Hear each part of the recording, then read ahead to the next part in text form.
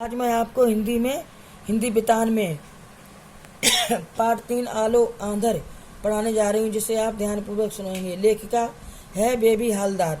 लेखिका का परिचय।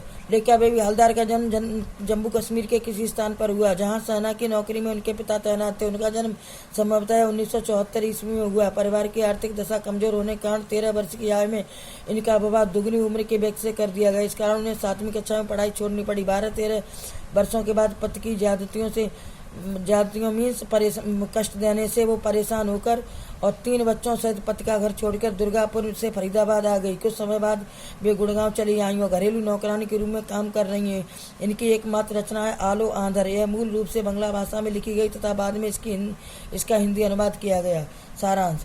आलो आंधर लेखिका की आत्मकथा है। वह यह उन करोड़ों झुग्गियों की कहानी जिसमें झांकना भी भद्दा के तगाजे से बाहर है। साहित्य के उन पहलुओं के लिए चुनौती है जो साहित्य को सांचे में देखने के आदि हैं, जो समाज के कोने अंतरे से में पनपते साहित्य को हाशिए पर रखते और भाषा एवं साहित्य को भी एक खास वर्ग की जागीर मानते हैं। एक ऐसी आप बीती है जो मूलतः बांग्ला में लिखी गई, लेकिन अब पहली ऐसी रचना जो छपकर बाजार में आने से पहले अनुदित रूप में हिंदी में आई। अनुवादक प्रबोध कुमार ने एक जबान को दूसरी जबान दी, पर रूह को छुआ नहीं। एक बोली की भावना दूसरी बोली में बोली, रोई, मुस्कराई। लेखिका अपने पति से अलग किराए के मकान में अपने 3 छोटे बच्चों के साथ रहती थी।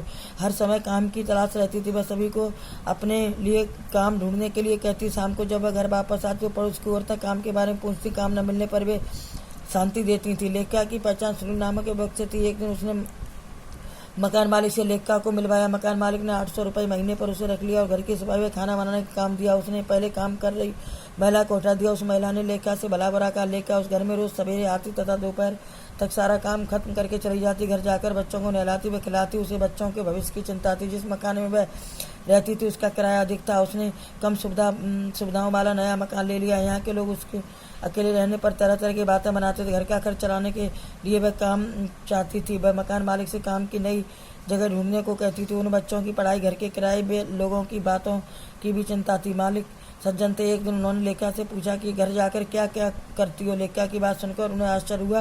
उन्होंने स्वयं को तातुस कहकर पुकारने को कहा। उन्होंने लेखिका से कहा कि मुझे तातुस कह के पुकारा करो। वे उसे बेबी कहते थे तथा अपनी बेटी की तरह मानते थे। उसका सारा परिवार लेखिका का ख्याल रखता था। वह पुस्तकों की अलमारियों की सफाई करते समय पुस्तकों को बड़ी ही मन से देखने लगती थी। यह देखकर तातुस ने उसे एक किताब पढ़ने के लिए तातुस ने उसे लेखिका के लेखों के बारे में पूछा। उसने कई बांग्ला लेखों के नाम बता दिए। एक दिन तातुस ने उसे कॉपी में पेन दिया और कहा कि समय निकालकर वह कुछ ना कुछ जरूर लिखा करे। एक दिन लेखिका काम से घर लौटी तो देखा मकान टूटा हुआ तथा उसका सारा सामान खुले में बाहर पड़ा हुआ है। वह रोने लगी। इतनी जल्दी मकान ढूंढने की भी दिक्कत। दूसरे घरों के लोग अपना सामान इकट्ठा करके नए घर की तलाश में चले गए। वह सारी रात बच्चों के साथ खुले आसमान के नीचे बैठी हुई। उसे दुख था कि 2 भाई नजदीक रहने के बावजूद उसकी सहायता नहीं करते। तातुस को बेबी का घर टूटने का पता चला तो उन्होंने अपने घर में कमरा दे दिया। इस प्रकार वह तातुस घर में रहने लगी। उसके बच्चों को ठीक खाना मिलने लगा। तातुस का बहुत ख्याल रखते। बच्चों की बीमार होने पर भी उनकी दवा का प्रबंध करते।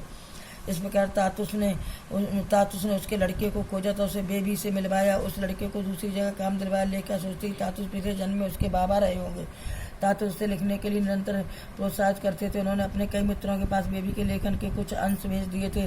उन्हें यह लेखन पसंद आया और बेबी लेखिका का उत्साह बढ़ाते रहे। तातुस के छोटे लड़के अर्जुन के 2 मित्र वहां आकर रहने लगे, परंतु उनके अच्छे व्यवहार से लेखिका बड़े काम को खुशी खुशी करने लगी। तातुस ने सोचा कि सारा दिन काम करने के बाद बेबी थक जाती होगी। उसने रोजाना शाम के समय पार्क में बच्चों को घुमा लाने के लिए कहा। इससे बच्चों का दिल बहल जाएगा। वह हर पार्क में जाने लगी। पार्क में नए नए लोगों से मुलाकात होती। उसकी पहचान बंगाली लड़की से हुई जो जल्दी वापस चली गई। लोगों के दुर्व्यवहार के कारण उसने पार्क में जाना छोड़ दिया। लेखिका को किताब अखबार पढ़ने व लेखन कार्यों में आनंद आने लगा। तातुस ने उसे जोर देने पर अपने जीवन की घटना लिखने लगी। तातुस के दोस्त उसका उत्साह बढ़ाते रहे। एक दिन ने उसे आशापूर्ण देवी का उदाहरण दिया। उसने इससे लेखिका का हौसला बढ़ा। उसने उन्हें जेठू कहकर संबोधित किया। एक दिन लेखिका के पिता उससे मिलने पहुंचे। उसने उसकी मां के निधन के बारे में बताया। लेखिका के भाइयों को पता था परंतु उन्होंने उसे बताया नहीं। लेखिका काफी देर तक माँ की याद करती रोती रही। बाबा ने बच्चों से माँ का ख्याल रखने के लिए समझाया। लेखिका पत्रों के माध्यम से कोलकाता और दिल्ली के मित्रों से संपर्क करने लगी। लेखिका का जीवन तातुस घर में आकर बदल गया। उसका बड़ा लड़का काम पर लगा। दोनों दोनों छोटे बच्चे स्कूल में पढ़ रहे थे। वह स्वयं लेखिका बन गई। पहले वह सोचती थी कि अपने से भी छोड़कर कैसे जी पाएगी, परंतु अब उसने जीना सीख लिया था। तातुस के शब्दों के अर्थ पूछने लगी। तातुस के जीवन में भी खुशी आ गई थी। अंत में वह दिन भी आ गया जब लेखिका को लेखन कला की पत्रिका में जगह मिली। पत्रिका में उसकी रचना का शीर्षक था आलू आंधर बेबी हलदार। लेखिका अत्यंत प्रसन्न थी। तातुस के पर उसका मन कृतज्ञता से भर आया। उसने तातुस के पैर छूकर आशीर्वाद प्राप्त किया। बच्चों, पाठ पूरा हुआ। क्वेश्चन आंसर लिखें और याद करें।